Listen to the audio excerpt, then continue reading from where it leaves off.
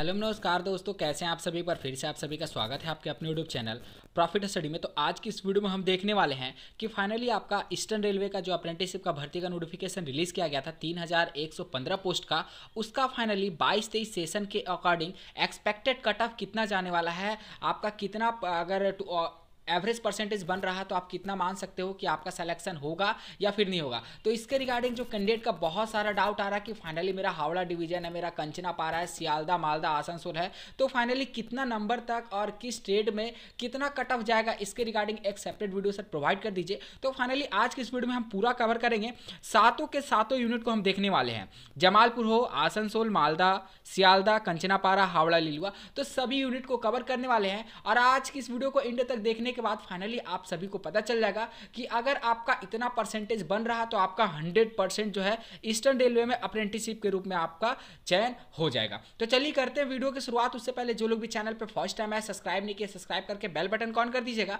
ताकि ऐसे informative video का नोटिफिकेशन आप सभी को मिलती रहे। डिस्क्रिप्शन में आपको व्हाट्सएप ग्रुप का लिंक मिलेगा, जरूर ज्वाइन कर लीजिएगा। छोटे मोटे अपडेट पीडीएफ वगैरह आप वहां पे भी देखने को कंटिन्यू मिलते रहते हैं। वीडियो को लाइक करके सभी ग्रुप में शेयर कर दीजिए। तो चलिए सीधे चलते हैं इसके ऑफिशियल नोटिफिकेशन पे और वहां पे देखते हैं कि किस स्टेट का कितना कट ऑफ जा सकता है।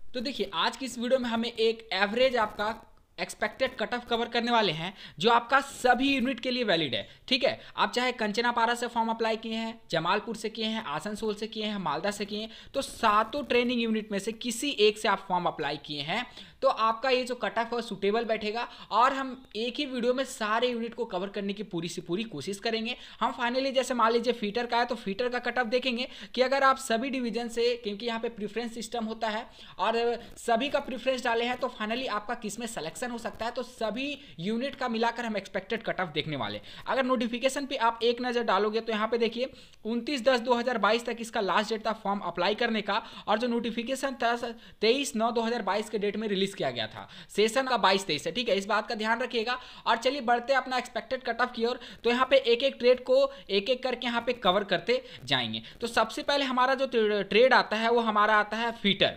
फीटर में अगर बात करेंगे तो इसके रिगार्डिंग बहुत सारे कैंडिडेट का डाउट है और फाइनली वैसे कैंडिडेट का डाउट है जिसका सिलेक्शन ऑलरेडी और कहीं हो चुका है। पर जैसे ईस्टर्न रेलवे में उनका क्या है कि होम लोकेशन आता है, तो होम लोकेशन से अगर वो ट्रेनिंग करेंगे तो और उनके लिए अच्छा रहेगा, क्योंकि रूम और खाने पीने का जो खर्च है उनका बच जाएगा। तो इसीलिए बहुत सारे कैंडिडेट का डाउट है कि फाइनली अगर मेरा इतना परसेंट बन रहा तो मेरा अगर रेलवे के और डिवीजन में सिलेक्शन हो गया है तो क्या ईस्टर्न रेलवे में हो पाएगा या फिर नहीं होगा। तो उन सभी कैंडिडेट के लिए वीडियो बहुत इंफॉर्मेटिव होने वाला है। इस वीडियो के थ्रू फाइनली उन सभी कैंडिडेट को इन्फॉर्म हो जाएगा कि ईस्टर्न रेलवे में उनका सिलेक्शन हो पाएगा या फिर नहीं हो पाएगा। और बात करें अगर 20-21 और 21-22 का, तो जितना भी कैंडिडेट का ज्वाइनिंग आया उन सभी के आधार पे उन सभी का जितना भी फाइनल मेरिट लिस्ट में जो शॉर्टलिस्टेड किया गया था कि उन सभी का कितना कट ऑफ था, उसके आधार पे आज की इस वीडियो में बात करने वाले। तो सबसे पहले हम देखेंगे फीटर का। तो फीटर में आप चाहे किसी भी ट्रेड से बिलोंग करते हो, अगर आपका 77% ओवरऑल बन रहा है तो आप यहाँ पे अपना आपको 100% सेलेक्टेड मान सकते हो कि आपका 100% चांस है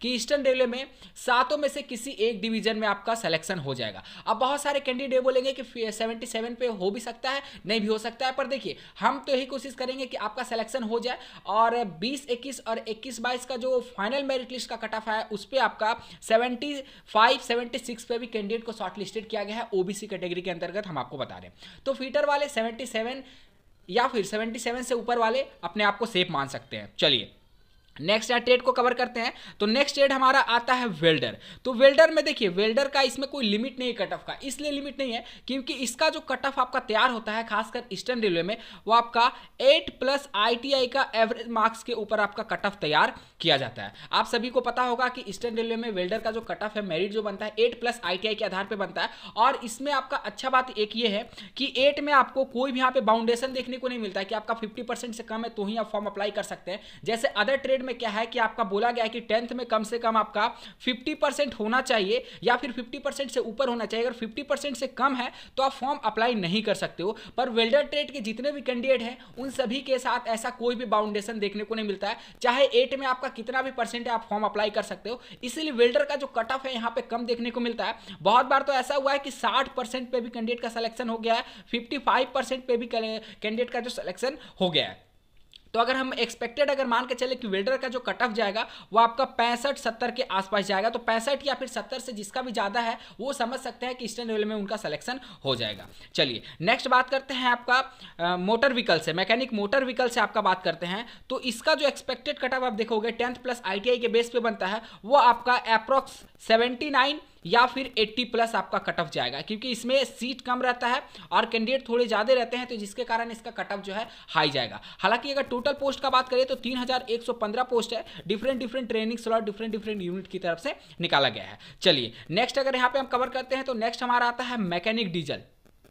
तो मैकेनिक डीजल का भी धीरे धीरे करके यहाँ पे कट ऑफ हाई देखने को मिल रहा है। अगर आप पिछला 2 साल का कट ऑफ देखोगे तो कम से कम आपका 5% का जो है इजाफा हुआ है कट ऑफ में, ठीक है। तो अगर इसका एक्सपेक्टेड कट ऑफ का बात करें तो 80 प्लस आपका कट ऑफ जाने वाला है। जिसका भी 78 है 79 है, निराश नहीं होना है, उनका भी सिलेक्शन होने का 70% चांस बनता है, पर हम वैसा कट ऑफ बता रहे हैं जिसका 100% यहाँ पे चांस बनता है कि हो ही जाएगा, ठीक है। चलिए नेक्स्ट यहाँ पे बात करते हैं, तो नेक्स्ट हमारा आता है मैकेनिस्ट, ठीक है। अब मैकेनिस्ट में बात करते हैं कि इसमें एक्सपेक्टेड कट ऑफ कितना जा सकता है। तो मैकेनिस्ट के अंतर्गत आप थोड़ा सा आपको और ज्यादा कट ऑफ हाई देखने को मिलेगा, अप्रॉक्स आपका 82% आपको कट ऑफ देखने को मिलेगा, जो फीटर से भी ज्यादा है।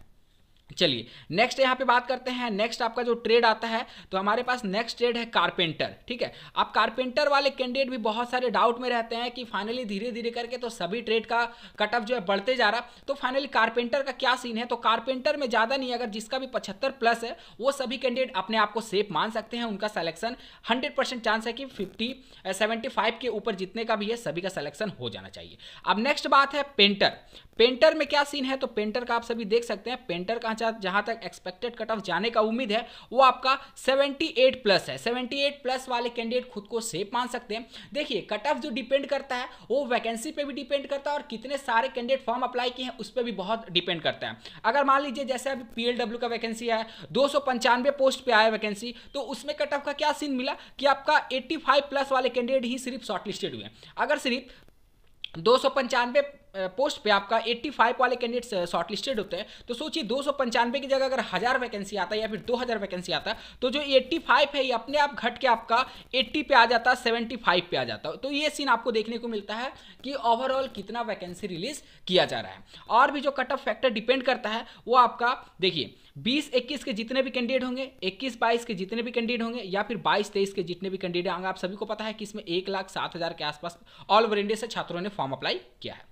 अब 20-21 में जो कैंडिडेट फॉर्म अप्लाई किए थे, सेम कैंडिडेट आपका 21-22 में फॉर्म अप्लाई किए, क्योंकि तब तक तो आपका 20-21 का ज्वाइनिंग नहीं हुआ, अभी कुछ दिन पहले से 20-21 का ज्वाइनिंग होना शुरू हुआ है।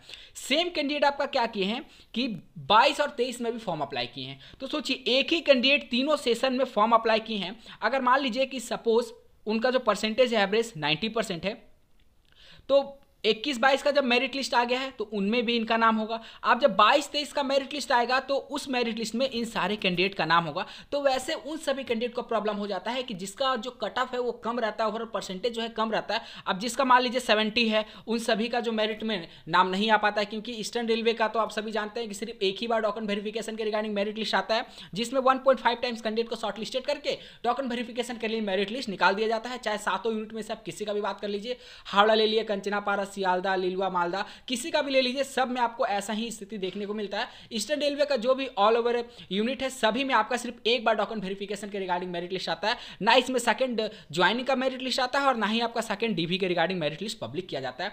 तो उन सभी कैंडिडेट से रिक्वेस्ट है कि जिसका भी उन सभी को पता है कि मेरा अलग डिवीजन में सिलेक्शन हो जा रहा है, तो प्लीज करके दोबारा खासकर ईस्टर्न रेलवे में फॉर्म अप्लाई मत करिए, क्योंकि आपके फॉर्म अप्लाई करने से जिसका कम परसेंटेज है उन सभी कैंडिडेट का सिलेक्शन जो है रुक जाता है। चलिए नेक्स्ट डेट को कवर करते हैं, और नेक्स्ट डेट हमारा आता है वायरमैन।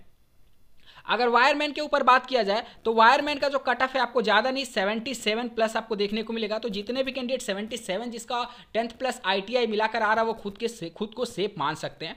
नेक्स्ट हम देखेंगे रेफ्रिजरेटर एंड AC मैकेनिक, और ये एक ऐसा ट्रेड है जिसका ज्वाइनिंग लेटर आने में 2 साल लग गया। इसके रिगार्डिंग हम आपको सेपरेट वीडियो भी प्रोवाइड किए थे कि सोचिए 20 और 21 सेशन का ज्वाइनिंग रेफ्रिजरेटर AC मैकेनिक का अभी कंप्लीट कराया जा रहा है। इसका अगर कट ऑफ का बात करेंगे तो आपका 80 प्लस आपका कट ऑफ देखने को मिलेगा मिलेगा, ठीक है। 80+ वाले कैंडिडेट चाहे ओबीसी से, अनरिजर्व, एसटी एससी से, तो खुद को सेफ मान सकते हैं। चलिए नेक्स्ट यहाँ पे जो ट्रेड है उसको कवर करते हैं। इलेक्ट्रीशियन, जो सबसे यहाँ पे कॉम्पिटेटिव ट्रेड में धीरे धीरे करके आ रहा है। इलेक्ट्रीशियन हो गया, फिटर हो गया, डीजल मैकेनिक हो गया, ये धीरे धीरे करके आपका बहुत इसमें कॉम्पिटिशन जो है बढ़ता जा रहा है, क्योंकि ये सभी ऐसा ट्रेड है कि अगर इससे आप ITI कर लेते हैं तो आप जो भी अप्रेंटिसशिप आए, रेलवे का किसी भी डिवीजन से अप्रेंटिसशिप निकलता है, आप उसका फॉर्म अप्लाई कर सकते हैं। किसी में भी ऐसा नहीं है कि आपको अप्लाई करने का मौका नहीं दिया जाएगा।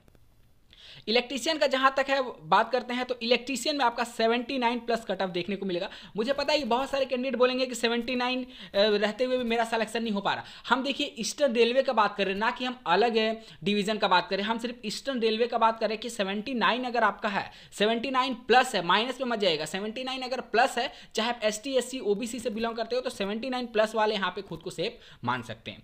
नेक्स्ट हम देखते हैं तो MMTM, ठीक है। MMTM जो कट ऑफ है, इसमें आपको पोस्ट जो है बहुत कम रिलीज किया जाता है, हालांकि कैंडिडेट भी जो है वो भी कम रहते हैं, तो इसमें आप एक्सपेक्टेड कट ऑफ मान सकते हो 80+। 80 वाले यहाँ पे जितने भी हैं सभी खुद को सेफ मान सकते हैं। तो फाइनली आज की इस वीडियो में हम लोगों को देखा कि ईस्टर्न रेलवे 22-23 का जो एक्सपेक्टेड कट ऑफ है, जिसके रिगार्डिंग बहुत सारे कैंडिडेट का डाउट था कि मेरा सिलेक्शन हो पाएगा या फिर नहीं हो पाएगा, तो आई थिंक आज की इस वीडियो को एंड तक देखने के बाद आपका जो भी डाउट होगा पूरा का पूरा क्लियर हो गया। इसके बावजूद भी अगर आपके मन में जो भी डाउट होता है, हमें कमेंट बॉक्स में कमेंट करके बताइएगा। फिर से मिलेगा आपसे नई भर्ती नई जानकारी के साथ, तब तक के लिए जय हिंद, जय भारत।